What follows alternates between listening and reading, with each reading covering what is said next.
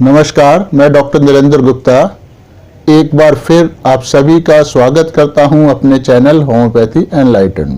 तो हम बहुत ही छोटे छोटे केसेस, यानी छोटे छोटे केसेस नहीं कहना चाहिए, केसेस तो कोई भी छोटा या बड़ा नहीं होता है, मतलब बहुत कम समय में रोगी के कुछ ही वार्तालाप से कहें, उसकी बॉडी लैंग्वेज से कहें, बहुत जल्दी मेडिसिन का सही चुनाव कर पाते हैं।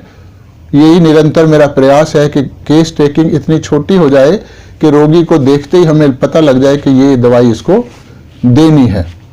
तो उसके लिए लगातार अध्ययन करते रहने की आवश्यकता होती है और उस अध्ययन की एक निश्चित दिशा होनी चाहिए। हैफेजर्डली जो करेंगे हम लोग, बेतरतीब से जो अध्ययन करेंगे, उससे कुछ हासिल होगा नहीं। तो अध्ययन करने के लिए जरूरी है कि हम जो भी रेमेडी पढ़ें उसको सूक्ष्म स्तर पर पढ़ने की कोशिश करें। सूक्ष्म स्तर का मतलब होता है कि जब एक रूब्रिक कोई पढ़ते हैं हम लोग मेडिसिन का, तो फिर उसको पहले हम अपनी भाषा में ट्रांसलेट कर लें, उसको फिर देखें कि भाई इसका रोजमर्रा के जीवन में हम इसको कैसे लगाते हैं, इसका क्या असर होता है।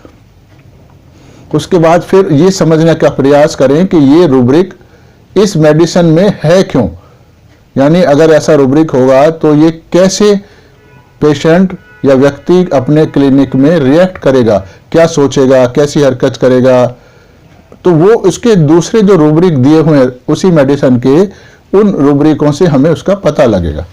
इस तरह बहुत सारे रूब्रिक एक दूसरे से जुड़ जाएंगे और किस अवस्था में कौन कैसे बिहेव करेगा वो भी पता लग जाएगा। तो जैसे ही पेशेंट आएगा तो फिर आपको वो छवि जो आपने पहले बना रखी है वो एकदम उस रोगी में नजर आएगी, तो आप मेडिसिन पे बहुत आसानी से पहुंच सकते। तो इसी संदर्भ में मैं एक और केस आपको दे रहा हूं जिससे हम इस मेडिसिन को और अच्छे से इस्तेमाल कर सकें। ये मेरे पास अभी बहुत रिसेंट केस है, मतलब बहुत अभी हाल ही में रिकॉर्ड किया गया है। ये 8 जनवरी 2019 को मेरे पास ये क्लिनिक में आई थी। ये एक 30 साल की होम्योपैथिक डॉक्टर है, प्रैक्टिस अभी नहीं करती है ये, क्योंकि ये इसका कहना है कि इसकी शादी हो गई तो फिर उसके बाद जो लाइफ थी थोड़ा डिस्टर्ब रही, पति दूर रहे घर से, ससुराल में रही, फिर ये मायके रही वगैरह वगैरह, तो इस तरह से ये प्रैक्टिस नहीं कर पाई, शुरू भी नहीं कर पाई है ये। और इसका छोटा भाई भी डॉक्टर है, होम्योपैथिक डॉक्टर, और इसके पिताजी भी होम्योपैथिक डॉक्टर हैं। तो उसके बावजूद भी ये प्रैक्टिस नहीं कर पाई है। पर ऐसा कभी भी एलोपैथिक डॉक्टर के साथ नहीं होता है। वो हमेशा प्रैक्टिस करते हुए इतने शादी के इतने लंबे समय 5-5 साल तक प्रैक्टिस छोड़ के घर नहीं बैठती है कोई भी महिला। तो ये क्यों हुआ फिर ऐसा, ये हमें सोचने की बात है, अपने गिरबान में झांकने की जरूरत है हम सब होम्योपैथ को, कि ये इसलिए होता है क्योंकि हमें अपने ऊपर भी भरोसा नहीं होता कि हमारी प्रैक्टिस चलेगी, और हमारे परिवार वालों को तो बिल्कुल नहीं होता है समाज में, क्योंकि वो होम्योपैथी की वैसी गुडविल है ही नहीं, क्योंकि वास्तविकता है कि उतनी अच्छी प्रैक्टिस शुरू में चलती भी नहीं है, तो इसलिए ये कर नहीं पाई। तो ये पहले भी कई बार मेरे से दवाई ले चुकी है, क्योंकि इसके पति का ट्रांसफर अब दिल्ली में हो गया कुछ दिन पहले ही, तो ये अब मेरे पास पर्सनली आती रहती है, पहले कभी कभी फोन पे लेते थे लोग। तो इस बार इसके जो राइट हिप है उसके ऊपर एक बहुत बड़ा फोड़ा हो गया है, फोड़ा माने एब्सेस, परंतु वो अभी तक पका नहीं है, परंतु बहुत ज्यादा दर्द कर रहा है।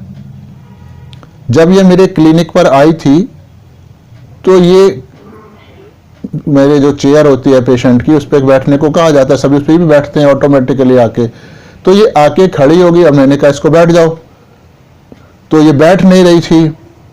तो जब मैंने इसको बैठने को कहा तो ये अजीब से ढंग से हंसने लगी कि जैसे तो पता नहीं मैंने कोई जोक मारा है, क्या मजाक करा है इसके साथ। रोगी अरे कैसे बैठ जाऊं मैं, घर पर भी मैं एक ऊंचा सा तकिया लेकर एक साइड करके ऐसे बैठती रहो, जिससे इस फोड़े वाली साइड पे कोई दबाव ना पड़े। अरे ये हंसे जा रही है, इसमें हंसने की क्या बात है, इतना भयंकर दर्द है कि ये पूरे दिन खड़ी रहती है। इधर से उधर घूमती रहेगी, धीरे धीरे बहुत ही मुश्किल से चेयर की एक साइड लेके अपने लेफ्ट हिप के ऊपर बैठती है, राइट हिप पूरा चेयर से बाहर रहता है ताकि उस पर प्रेशर पड़ के पेन ना हो। यहाँ भी वही। तो ऐसी भयानक अवस्था में नॉर्मली रोगी ऐसे नहीं हंसते हैं। ये कोई मजाक की बात नहीं होती, उल्टा दूसरा भी कोई हंसेगा तो उसे खुंदक चढ़ती है कि मैं तकलीफ में हूँ और ये हंस रहा है। पर यहाँ रोगी खुद ही इसको मजाक, जैसे कहना चाहिए मजाकी अंदाज में ले रहा है या ऑटोमेटिक इसको हंसी आ ही रही है। तो ये एक अजीब सा रिएक्शन है। मैं इससे पूछता हूँ ये फोड़ा आपको कब निकला है? अरे ये तो परसों से है ना, पर कल से तो ये थोड़ा ज्यादा ही हो गया है। अब ये सारी बातें रोगी खड़े खड़े बात कर रही है, अजीब सी शक्लें बना रही है और हंसे जा रही है लगातार। पर पहले तो मैं सबसे ज्यादा सिर दर्द की दवाई ले गई थी आपसे पिछली बार। अब इसका पति बीच में बोलता है, पति कह रहा है कि यह तो 1-2 दिन में ही फूट जाएगा। हंसने और रोने वाली शक्लें बनाकर बोलती है, अरे ये तो अभी पक तो गया है पर फूट तो रहा ही नहीं है ना। ये पकना का मतलब यह है कि वो उसको ऐसा लग रहा है कि पक गया दर्द की वजह से, जबकि वो पका नहीं है, उसमें कहीं कोई पस नहीं है, कोई कुछ नहीं है, चारों तरफ लाली बहुत ज़्यादा है और बहुत ही हार्ड है आसपास से। वो तो पका नहीं है, पकने में उसको बहुत समय लगेगा। क्या ऐसे फोड़े तुमको अक्सर निकलते रहते हैं? मुझको लगा कोई डायबिटीज़ वगैरह ना हो कभी इसको।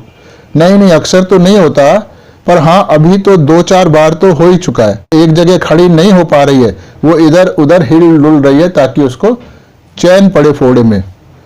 तो दर्द के कारण लगातार इधर उधर हिले जा रही है। अभी तक वो खड़ी हुई है, पर इतना ज्यादा तो कभी नहीं हुआ था दर्द मुझे।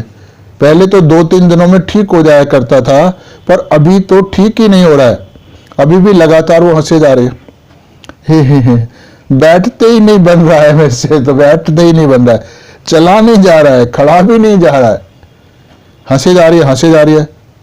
तो यह भी मेरा मजाक उड़ा रहे हैं कि तू ना बैठ पा रही है फोड़े की वजह से, ना सोच पा रही है, ना तू सो पा रही है सिर दर्द की वजह से। अभी तो फिर भी रोगी खिलखिला कर हंसे जा रही। हाँ, मैं इससे पूछता हूँ कि सिर दर्द तो तुम्हारा कुछ कम हो गया होगा ना पहले से? हाँ, कम है। पर हमने क्या किया, अब वो खुद बता रही है अपनी हरकतें। हमने क्या किया कि पहले हमने कैमोमिला खाई, क्योंकि होम्योपैथिक डॉक्टर्स के पास दवाइयाँ होती हैं, तो इसको लगा इतना ज़्यादा दर्द और इतना फोड़े में दर्द है तो हम कैमोमिला खा लेते हैं। तो कैमोमिला खाई। अब 1 घंटे में ठीक नहीं लगा तो फिर हमने ब्रायनिया 30 खाई, उससे हल्का सा ठीक लगा। फिर मुझको याद आया कि आप कहते हो कि अगर दवाई ठीक हो तो तुरंत ही आराम आना चाहिए। इसको मुझे लगा कि मेरी कैमोमिला और ब्रायनिया ठीक नहीं है, तो यह सोचकर हमने ब्रायनिया 30 दोबारा खा ली और उससे फिर आराम आ गया। पर 1 घंटे के बाद ही वो दोबारा बढ़ गया। तो रात के 8 बजे हमें लगा कि हमें ब्रायनिया 200 खानी चाहिए। लगा, पक्का नहीं पता खानी चाहिए या नहीं खानी चाहिए। तो मैंने इनको मतलब अपने पति को बाजार भेजा कि जाओ तुम ब्रायनिया 200 लेकर आओ। फिर मैंने ब्रायनिया 200 खाई तो उससे तुरंत आराम आ गया। मैं तो सो गई। उसके बाद फिर हमने कोई दवाई नहीं खाई है। पर हमें ये बताना है, मतलब ये अपने आप को हम कह के बोलती है, बिहारी है तो ये इनकी भाषा ऐसी होती है। पर हमें बताना है कि ब्रायनिया का असर हुआ, 200 का असर हुआ और 30 का असर नहीं हुआ। चलो कोई बात नहीं, जो पोटेंशियल शरीर को चाहिए उसी का तो अच्छा असर होता है। अभी भी रोगी खड़े हुए इधर उधर हिले जा रही है। तो मैं पूछता हूं कि अब तो तुमको यह फोड़ा तंग कर रहा है, मतलब सर दर्द तो हट गया तो फोड़े से तंग हुआ आप। हम इनको एलोपैथिक दवाई खिला दें क्या? इसका पति बोलता है, अरे खिला दो, मुझे क्या लेना देना, खिला दो, मुझे क्या दिक्कत है, जैसे तुम्हें ठीक लगे वो करो।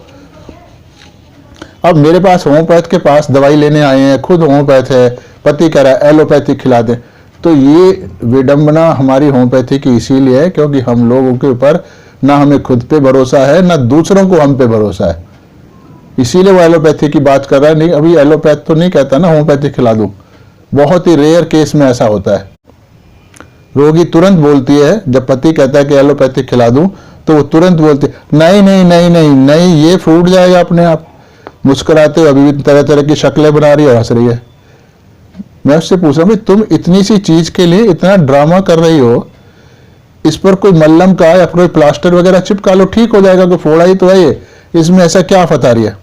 1-2 दिनों में तो ये अपने आप ही पक जाएगा, फिर फूट जाएगा। है अरे कैसे चिपका लेते ना हम लोग, ये तो इतना ज्यादा दर्द कर रहा है ना, कितना ज्यादा दर्द कर रहा है, हाथ भी नहीं लगाया जा रहा है। अब फिर हंस रही है। तो अब थोड़ी देर रुककर वो फिर बोलना शुरू करती है। और दूसरी बात कि मेरी पीठ का दर्द यहां से, मतलब लंबर एरिया से शुरू होकर पूरी पीठ में फैल गया, यानी नीचे से ये ऊपर पीछे की तरफ सारा दर्द फैल गया है। हो सकता है इस फोड़े के दर्द जो है इतना ज्यादा इन्फ्लेमेशन हो कि नीचे से ऊपर जा रहा है सारा दर्द। कल से तो मेरी नस नस में दर्द हो रहा है, पति बोलता है। ये तो कल से सो ही नहीं पा रही हैं। अभी पति तो बड़े प्यार से बात कर रहा है।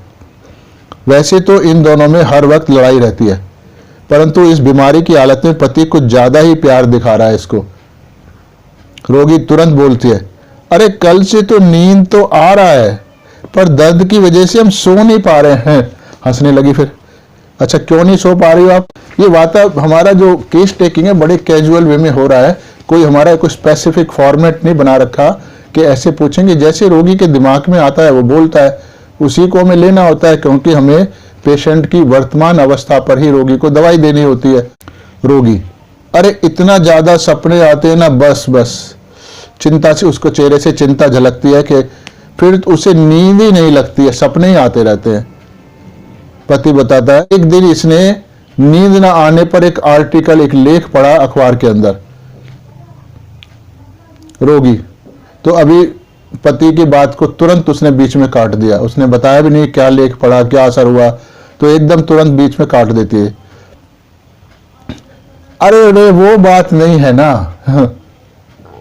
इतने में मैं रोगी के लिए दवाई का चुनाव तो कर चुका हूं, जो भी वार्तालाप अभी 15-20 सेकंड का हुआ है, और दवाई की शीशी पति को देता हूं रोगी को खिलाने के लिए कि भाई आप इसकी 1 ड्रॉप इसके मुंह में डाल दो, क्योंकि मैं तो वीडियो बना ही रहा हूं और वो खड़ी है तो उठ के मैं नहीं क्योंकि रोगी अभी भी खड़ी खड़ी इधर उधर हिले जा रही है। तो पति इसको दवाई की 2-3 बूंदें खिलाता है। दवाई खिलाते ही मैं रोगी को तुरंत बोलता हूं बैठ जाओ। जैसे पति इधर से दवाई खिला रहा है, ड्रॉप गई, पति ने शीशी मुझको वापस करी, तो मैं जैसे वो शीशी वापस कर रहा है तो मैं उसको कहता हूं अच्छा बैठ जाओ। ये मेरा एक स्पॉन्टेनियस रिएक्शन था। तो रोगी तुरंत ही मेरे से बिना कोई सवाल जवाब किए धीरे धीरे धीरे धीरे आराम से कुर्सी पर बैठ जाती है और फिर हंसती रहती है, पर वह ख्याल रखती है कि कुर्सी के एक कोने पर बैठे ताकि उसका फोड़े पे दबाव ना पड़े। और जबकि उससे पहले हमने कितनी बार इसको कहा था बैठ जा बैठ जा, कल से खड़े खड़े इधर उधर घूम रही है, 1 मिनट नहीं बैठी है ये। तो ये बदलाव केवल 3 से 4 सेकंड में हो गया। उसके बैठते ही मैं उसके इस बदलाव को देखते ही पूछता हूं, क्योंकि मेरे लिए भी ये कुछ आश्चर्यजनक ही था, क्योंकि ऐसा हमेशा अक्सर बहुत बार मैंने देखा है क्लिनिक में कि इतनी तेज रिएक्शन होती है, पर फोड़े के केस में इतनी तेज रिएक्शन हो जाएगी मेडिसिन की, ये थोड़ा सा मुझे भी उम्मीद नहीं थी। अब तो तुमको कुछ ठीक लग रहा है, मैं उससे पूछता हूं ऐसा। रोगी गहरे गहरे सांस लेती है, मुस्कुराती है, जैसे तो उसको बहुत बड़ी राहत महसूस हो गई है। और इसका क्योंकि वो तो बोल नहीं रही, इतनी खुश हो गई है वो दवाई खाने के बाद कि अब बोल नहीं रही है, सिर्फ मुस्कुरा के जवाब दे रही है, वो हंस नहीं रही है। अब वो जैसे कहना चाहिए ना नॉर्मल लेडी हो गई है, वो डेलीरियस अवस्था से निकल आई है। तो पति इसका बोलता है बीच में, सर इसको कमर दर्द और नींद न आने की समस्या बहुत ज्यादा है। मैं इसको सुबह पूछता हूं कि आज रात सोई थी क्या, तो कहती है कि हाँ आधा घंटा सोई थी। रोगी तुरंत पति की बात को बीच में काट देती है, वो ये हमेशा काटती रहती है, नहीं नहीं नहीं आधा घंटा तो नहीं, हाँ कोई 1-1.5 घंटा सोई थी। अब ऐसा कोई घड़ी देख के आधा घंटा 35 मिनट 1 घंटा ऐसे नहीं चलता। पति फिर भी बोलता रहता है, रात भर ये जागी रहती है सर। अरे जागी नहीं रहती हो ना, सो तो जाते हैं हम, परंतु हमारा दिमाग चलता रहता है, ऐसे लगता है कि हम सोए ही नहीं है। जैसे कल मेरा ये बच्चा है, छोटा बच्चा है इसका 2 साल का, ये बच्चा है, तो मैं 11:30 बजे रात को सोई, फिर 12 बजे ही मुझको पेशाब लगा, तो फिर हमको लगा कि हम तो जगे हुए थे, ऐसी फीलिंग मुझको आने लगती है। फिर मैं उससे पूछता हूं, अच्छा तुमको अभी कुछ आराम लग रहा है अभी दवाई खा के? क्योंकि अभी हमारा मेन कंसर्न उसके फोड़े पर है। हाँ हाँ, अब तो बैठने में भी थोड़ा ठीक लग रहा है, पर सर मेरा सर दर्द भारी होने लगा। ये एसएमएस की विशेषता होती है कि उसको एक चीज ठीक लगती है तो फिर उसको 4 चीजें खराब लगने लगती है।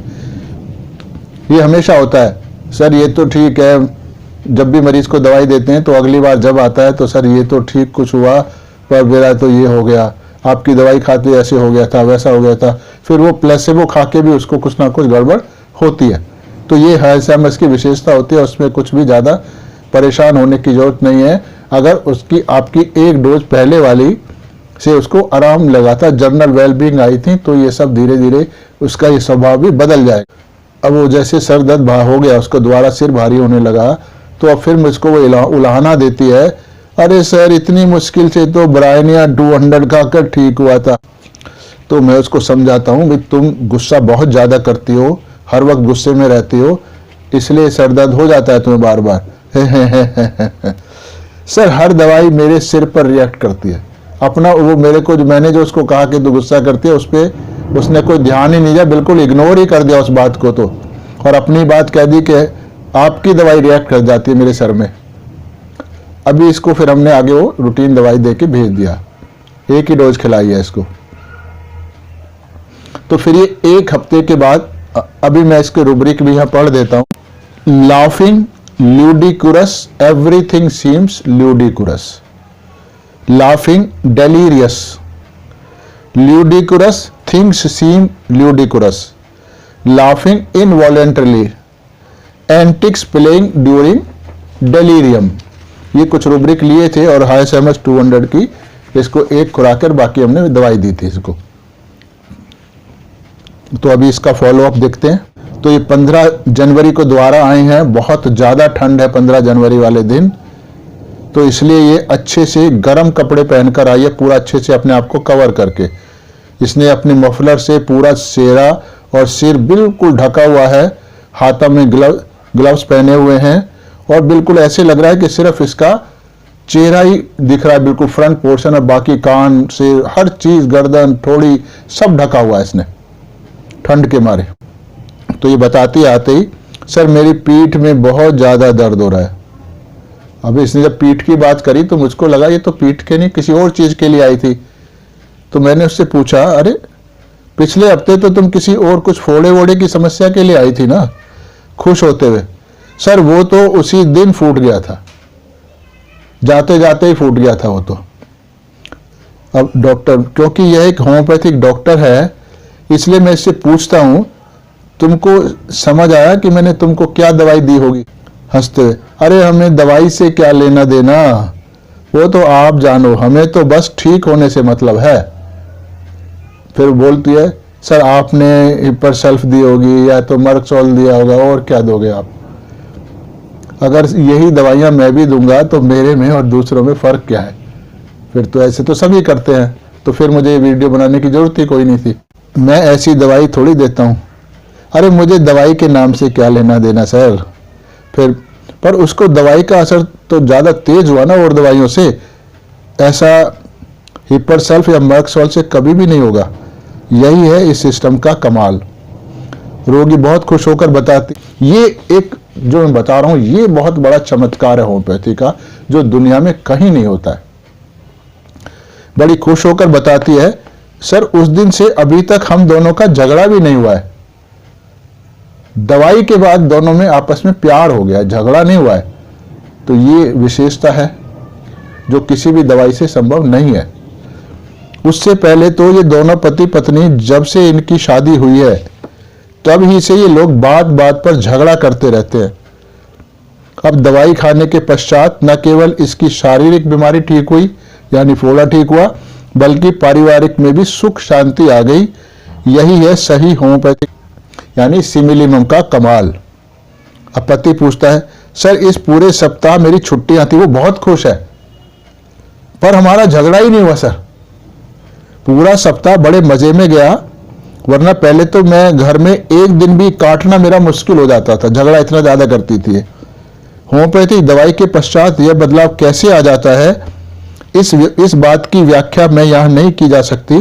यह इस वीडियो की सीमा में इसको बताना तर्कसंगत नहीं होगा, क्योंकि आपका ये चैनल जो है, जो वीडियो बना रहे हैं, ये होम्योपैथिक सिस्टम को समझाने के लिए बना रहे हैं, ना कि ये होम्योपैथिक दवाई से पारिवारिक रिश्ते या और चीज़ें कैसे बदलती हैं वो बहुत गहन है, और मुझको लगता है कि ज़्यादातर लोग उसमें इंटरेस्टेड नहीं होंगे, इसलिए उसकी वजह मैं यहाँ नहीं बता रहा हूँ। रोगी, अब आप ही बताइए, यहाँ से मतलब गर्दन से कमर का निचला हिस्सा, यहाँ से यहाँ तक मुझको काफ़ी दर्द हो रहा है और बुखार जैसे लग रहा है, पर बुखार नहीं हो रहा है सर, परसों से ऐसे हो रहा है। हल्का सा जुकाम है, पर पूरा जुकाम बाहर नहीं आ रहा है। मुझको ठंड तो बहुत ज़्यादा लग रही है, पर मैंने 3-3, 4-4 कपड़े पहने हैं, उसके बाद भी हमको बहुत ठंड लग रही है। अच्छा, मैं पूछता हूँ, तुमने थर्मामीटर लगा के देखा है कि तुमको बुखार है या नहीं है? नहीं, तरह तरह की शक्लें बना रही है जैसे, तो मैंने काफ़ी ख़राब सवाल कर दिया हो। और हाँ सर, कब्ज इतनी ज़्यादा है कि कल तो हम बिल्कुल ही नहीं गए, मतलब कल इसको मोशन आया नहीं है, और आज गई तो थी पर इतना सख्त हुआ कि हमें बहुत जोर लगाना पड़ा। पिछली बार जब मैं आई थी तो भी कब्ज थी, पर दर्द इतना ज़्यादा था कि कब्ज की बात मैंने आपको बताई ही नहीं थी, क्योंकि रोगी को ऐसा महसूस होता है कि अगर उसने अपना कोई रोग मुझको नहीं बताया है तो उसका वो रोग ठीक नहीं हो पाएगा, क्योंकि प्राय सभी डॉक्टर और होम्योपैथिक भी अलग अलग बीमारियों के लिए अलग अलग दवाइयाँ देते हैं, अर्थात एक ही रोगी को कई कई दवाइयाँ देते हैं, परंतु हमारे इस सिस्टम में सही सिमिलिमम सभी रोगों को ठीक करती है, क्योंकि रोगी का पूरा सिस्टम ही ठीक होता है, यानी वाइटल फोर्स की जो डिसहार्मोनी है वो वापस रीस्टोर हो जाती है हार्मोनियस फ्लो में। वो रोग भी ठीक हो जाते हैं जिनका रोगी को पता तक नहीं होता कि ये किस्म के रोग उसके शरीर में पनप रहे हैं। यह तो होम्योपैथिक दवाई देने का सही तरीका होने का एक पक्का सबूत है। फिर मैं इसको पूछता हूँ, तो मैं इसको सलाह देता हूँ कि कब्ज दूर करने के लिए तुम कोई फाइबर वगैरह का फूड खाओ, जैसे कि कच्ची सब्जियां, फल वगैरह, खीरा, टमाटर, ककड़ी, सेब, खरबूजा, पपीता, अमरूद वगैरह। अरे बाप रे, अमरूद! आप क्या कह रहे हो? अमरूद इतनी ठंड में? कितना ज्यादा ठंडा होता है, उससे तो हम मर ही जाएंगे। अरे भाई, अमरूद खाने से कौन मरता है? इतना ठंडा कोई बर्फ का गोला थोड़ी है जो खा के मर जाएगा आदमी। पर इसका ये हाई सैमस की नौटंकी है, इसको कहते हैं एंटिक्स प्लेस। सर, ठंडा तो हम बिल्कुल नहीं खा सकते। अब ये मूर्खों की तरह जवाब है, अमरूद इतना ठंडा नहीं होता। मतलब कोई भी फल सर्दी का कितना भी ठंडा मौसम हो, वो इतना ठंडा नहीं होता है कि उसे खाते ही कोई मर जाएगा ठंड में। क्योंकि मैंने सिर्फ अमरूद की बात नहीं करी थी, मैंने तो कहा था इतने सारे फलों के नाम गिनाए थे, पर वो एकदम अमरूद के नाम से एकदम उछल पड़ी कि अमरूद कितना ठंडा होता है। कभी लगा हुआ ठंडा इसको तो, पर ये नहीं है कि उससे कोई मरता है। ये मूर्खतापूर्ण बर्ताव हाई सैमस की खासियत होती है, इसको अकल नहीं होती है, इसको समझ ही नहीं आ रहा होता कुछ भी। अच्छा पति, सर ये सलाद तो खाती है? हाँ, मैं सलाद वगैरह तो खाती हूँ। तो आप थोड़ा खाती होगी, कब्ज दूर करने के लिए काफ़ी मात्रा में सलाद खाना पड़ता है, और सलाद को अपनी खुराक का एक हिस्सा ही बना लेना चाहिए। पर सिर दर्द, कमर दर्द तो सर बहुत ज़्यादा है। अरे मैं क्या बात का समझा रहा हूँ इसको, और ये कहाँ लेके ये बात को। तो ये सब मूर्खतापूर्ण काम है, ये हाई सैमस है, इसीलिए उसको कुछ विश्वास नहीं होता, क्योंकि उसको कुछ समझ नहीं आता है। और अभी सिर भी बहुत ज़्यादा भारी है सर। ये हाई सैमस की विशेषता होती है कि उसको कोई भी बात समझ ही नहीं आती है। अभी हम बात सलाद की कर रहे हैं तो इसने तुरंत ही टॉपिक बदल दिया और अपने कमर दर्द की बात करने लगी। पति, इसको नींद नहीं आती है सर। मैं पूछता भाई नींद क्यों नहीं आती? तो बहुत ही तलखी भरे अंदाज में कहती है, क्या पता क्यों नहीं आती है, सपने ही बहुत ज़्यादा आते हैं, जिसका मेरी जिंदगी से कोई संबंध नहीं रहा, ऐसे ऐसे सपने आते हैं, बिना मतलब के ऊट पटांग सपने आते हैं। जिस आदमी को हम याद भी नहीं कर रहे होते हैं वो आदमी भी हमारे सपने में आ रहे होते हैं। तो मैंने अभी भी इसको प्लेसेबो दिया है, ये बुखार सुखार के लिए कोई नई दवाई नहीं दी है, क्योंकि ये निकल जाएगा। ये ठंडा मौसम है, उससे थोड़ा ठंड लग गई है इसको, तो अगर वाइटल हमारा फोर्स ठीक होता है तो ये सब चीज़ें ठीक हो जाती हैं खुद भी। तो अभी हम जो रूब्रिक हमने लिए उनको समझते हैं कि क्या रूब्रिक थे। पहला रूब्रिक था लाफिंग ल्यूडिकुरस, एवरीथिंग सीम्स ल्यूडिकुरस। तो इस रूब्रिक का अगर हम शाब्दिक अर्थ है कि उसको प्रत्येक चीज, प्रत्येक स्थिति हास्यास्पद, हास्यास्पद का मतलब हंसने योग्य, हास्यास्पद प्रतीत होती है, इसी कारण उसको बिना मतलब के हंसी आती है। यह एक प्रकार का मूर्खतापूर्ण व्यवहार है। इसमें हंसने की कोई बात होती नहीं है, क्योंकि एक सामान्य बुद्धि का व्यक्ति प्रत्येक स्थिति में अंतर करने के लिए सक्षम होता है। उसको समझ आती है कि किस बात पर हंसना है और किस बात पर नहीं हंसना है, या किस बात पर कितना और किस ढंग से हंसना है। परंतु हास्यमस व्यक्ति को किसी भी परिस्थिति, व्यक्ति, रिश्ते आदि के अच्छे से समझ ही नहीं होती है, इसलिए वह किसी भी चीज पर हंस सकता है। यह बात हंसी तक ही सीमित नहीं है, यह हंसी तब तक ही आती है जब तक कि हास्यमस को कोई खतरा प्रतीत नहीं होता है। एक बार किसी परिस्थिति से जरा सा भी खतरे का एहसास होते ही कि उसकी सारी हंसी गायब हो जाती है। फिर तो वो बात बात पर शक करने लगता है, क्योंकि उसको किसी न किसी प्रकार के नुकसान का डर सताने लगता है। Fear injury, fear of being injured. तो मामूली से मामूली स्थिति में भी वह उसको विश्वासघात का डर सताने लगता है, फियर बिट्रेड ऑफ बीइंग। अब यह महिला भी हर बात पर हंसे जा रही है, मतलब अपने फोड़े के बारे में बताने से पहले ही इसने हंसना शुरू कर दिया था, जबकि फोड़े में दर्द भी काफी है। यह हंसी इसलिए बनी हुई है क्योंकि इसको फोड़े से दर्द के अलावा किसी और प्रकार का कोई खतरा नहीं है, कोई नुकसान, कोई डैमेज, इंजरी होने की कोई डर नहीं है, इसलिए सारी हंसी आती है। जिस क्षण भी इसको ये डर आ गया कि फोड़े से मेरे को कुछ हो सकता है, तो ये सारी हंसी गायब हो जाएगी। ये हास्यमस की विशेषता है। एक और रूब्रिक हमने लिया लाफिंग डेलीरियस, अर्थात उसकी हंसी इस प्रकार की होती है कि उसकी हंसी को देखकर अन्य लोगों के होठों पर भी मुस्कुराहट आ जाती है कि यह औरत बेवकूफ है जो इतने दर्द में भी हंसे जा रही है। अर्थात उसकी यह हंसी दूसरों के लिए भी हास्यास्पद, यानी दूसरे भी उसको देख के हंसते हैं, उनको भी लगता है ये क्या पागल है। मतलब सबको लगता है शायद ये महिला अपने होश में नहीं है, अर्थात सभी को उसकी हंसी सामान्य प्रतीत नहीं हो रही होती। एक और रूब्रिक है इसमें जो हमने लिया था, ल्यूडिकुरस थिंग्स सीम। थिंग्स माने बहुत सारी चीजें, सभी चीजें, अर्थात उसको सब कुछ हंसने योग्य प्रतीत होता है, इसलिए वह मूर्खों की तरह बात बात पर हंसने लगती है। यह हंसी दिल खोलकर हंसने वाली हंसी नहीं होती है। मतलब ऐसा नहीं है कि जो बहुत खुश होकर इंसान हंसता है, वो खुशी वाली हंसी नहीं होती है, बल्कि मूर्खतापूर्ण वाली हंसी होती है, बल्कि अजीब सी हंसी होती है, जैसे तो वह अपने होश आवास में ही नहीं है। एक और रूब्रिक इसमें लिया था हमने, लाफिंग इनवॉलेंटरली, अर्थात उसको हंसी आ ही रही है, मतलब कि वह हंसी को रोकना भी चाहे तो रोक नहीं पा रही है। देखने वालों को भी समझ नहीं आता कि आखिर ये हंस क्यों रही है, भाई इसमें हंसने की क्या बात है। एक और रूब्रिक हमने लिया था, एंटिक्स प्लेइंग ड्यूरिंग डेलीरियम, अर्थात डेलीरियम के दौरान वह तरह तरह की हास्यास्पद हरकतें करती है। जब तक व्यक्ति स्वयं प्रसन्न नहीं होगा तब तक वह हंसाने वाली हरकत नहीं कर सकता है। एंटिक्स बिना किसी मतलब कोई ऐसी हरकतें करना जिससे सभी को हंसी आए और उनका मनोरंजन हो सके, जैसे कि सर्कस में जोकर आदि करते हैं। तो ये महिला भी फोड़े में इतना ज्यादा दर्द होने के बावजूद भी बिना किसी बात के बात बात पर हंसी जा रही है। इसकी हंसी ही इसका एंटिक्स है।